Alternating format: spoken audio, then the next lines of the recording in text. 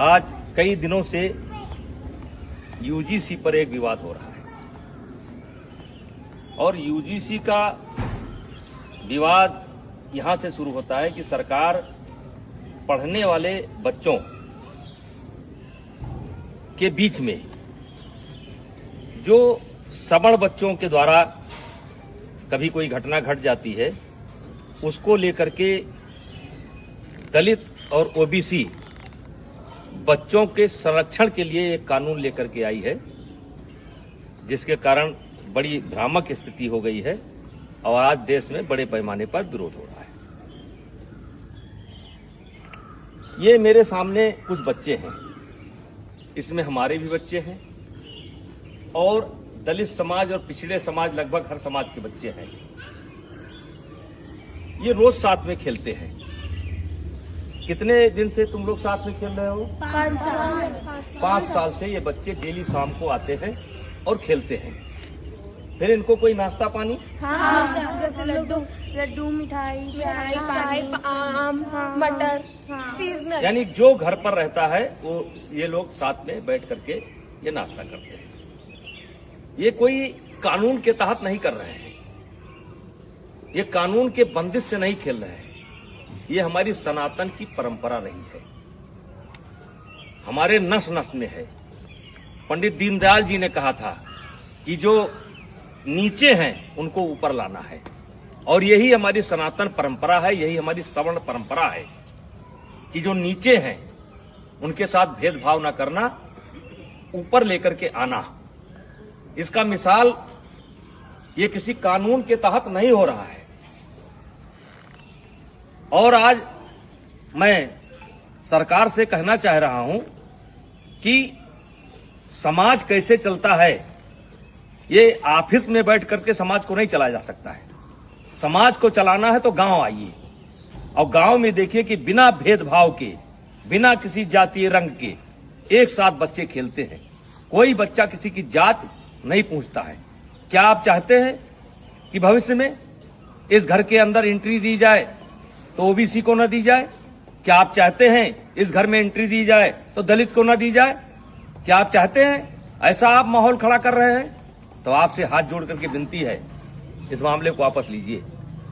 और मैं अपील करना चाहता हूं, सवर्ण समाज से अपील करना चाहता हूं कि इसमें संपर्क करिए ओबीसी के लोगों से। ओबीसी समाज के जो समझदार लोग हैं उनसे संपर्क करने की जरूरत है। जो दलित समाज के समझदार बच्चे हैं उनसे संपर्क करने की जरूरत है और उनसे इसका विरोध कराना है, क्योंकि गांव में हम एक साथ रहते हैं। गांव में कोई शादी होता है, ब्याह होता है, हर आदमी का कोई ना कोई हक है, कोई ना कोई नेग है, हर तरीके से भागीदारी होती है।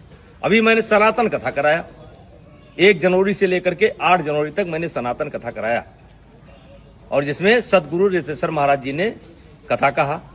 मैंने 52 जाति समाज के जो धर्म गुरु थे उनसे उद्घाटन कराया, उनसे एक एक वृक्ष लिया और मैं सनातन वाटिका बनाने जा रहा हूं।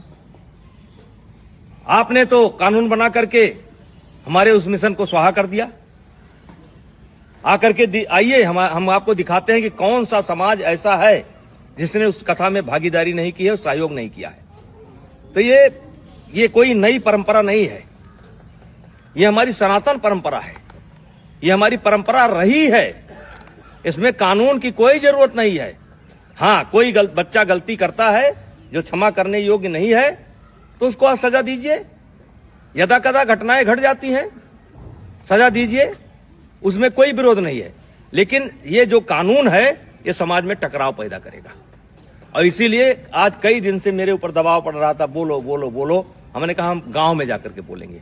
ये बच्चों को मैंने जानबूझ करके इकट्ठा नहीं किया है, इसमें हर जात समाज के बच्चे हैं और एक रोज की बात नहीं, रोज खेलते हैं। और ऐसा केवल यही नहीं है, हर गांव में है।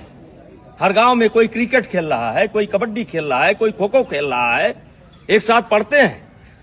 वैसे भी इसके पहले आपने कानून बनाए, दलितों के ऊपर अत्याचार ना हो इसके लिए कानून बनाए। क्या दलितों के ऊपर अत्याचार रुक गया? महिलाओं के साथ अत्याचार ना हो उसके लिए कानून बनाए आप, क्या वो रुक गया? दहेज के नाम पर कानून बनाए आप, क्या वो रुक गया? रुका नहीं, दुरुपयोग ज्यादा होता है। जहां ऐसे कानूनों की समीक्षा की बात होनी चाहिए, अब पता नहीं किस मंशा से अधिकारी बैठ करके ऑफिसों में निर्णय ले लेते हैं। अब वो चाहते हैं कि ये बच्चे अगर दोस्ती करें तो जात देख करके करें, वर्ग देख करके करें। तो मैं इस कानून के पूर्णतः विरोध में हूं।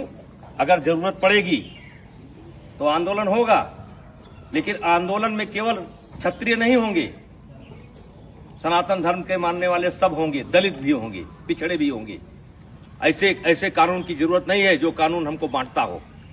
ऐसे कानून की जरूरत नहीं है। तो कृपया हाथ जोड़ करके विनती है, मैं बहुत छोटा आदमी हूं, मैं जानता हूं कि इसका असर पता नहीं आप पर पड़े कि ना पड़े, लेकिन ये गांव ऐसे नहीं चलता है। अगर इस लोकतंत्र को जिंदा रहना है तो गांव में क्या हो रहा है इसको देखना पड़ेगा। ऑफिस में बैठ करके आप गांव को नहीं देख सकते।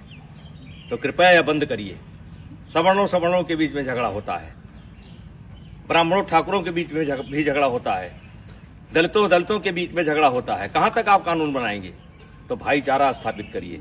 और ये जो कानून है ये समाज को फाड़ फाड़ कर देगा, और इससे आने वाले समय में देश का बहुत नुकसान होगा, राष्ट्र का बहुत नुकसान होगा, समाज बढ़ जाएगा। कृपया हाथ जोड़ करके विनती है, ऐसे कानून न लावें। कहने को तो बहुत कुछ इच्छा है, बोला जा सकता है, लेकिन बोलने की कोई आवश्यकता नहीं है।